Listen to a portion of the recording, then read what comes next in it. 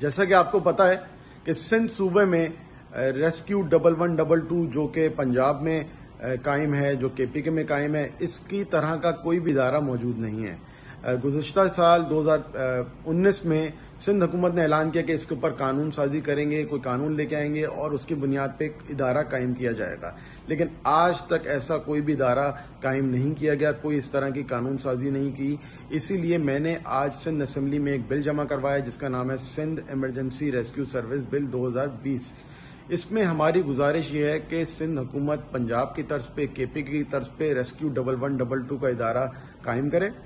और आप देखते हैं कि सिंध में कोई भी इलाका हो, कराची हो, कहीं आग लग जाए, कोई एक्सीडेंट हो जाए, कोई इमारत गिर जाए, वहां पे आप देखते हैं कोई भी ऐसा हादसा पेश आ जाए तो वहां पर रेस्क्यू का कोई इदारा मौजूद नहीं होता। अलबत्ता एनजीओज मौजूद होती हैं, लॉ इन्फोर्समेंट एजेंसीज होती हैं, जो उनका काम नहीं है, ये हुकूमत का काम है लोगों को रेस्क्यू फराहम करना। केपीके कर सकता है, पंजाब कर सकता है, तो सिंध हुकूमत क्यों नहीं कर सकती? ये तो 12 साल से यहाँ पे बैठे हैं। मेरी इनसे यही गुजारिश है कि रेस्क्यू सर्विस को मुतारिफ कराया जाए।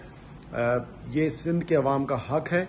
कराची शहर में आप देखते हैं आए रोज कोई बिल्डिंग गिरती है, कहीं आग लगती है, लेकिन इस तरह का कोई इदारा इस वक्त मौजूद नहीं। जो इदारा मौजूद है वो सिर्फ हेल्थ इमरजेंसी को देखता है।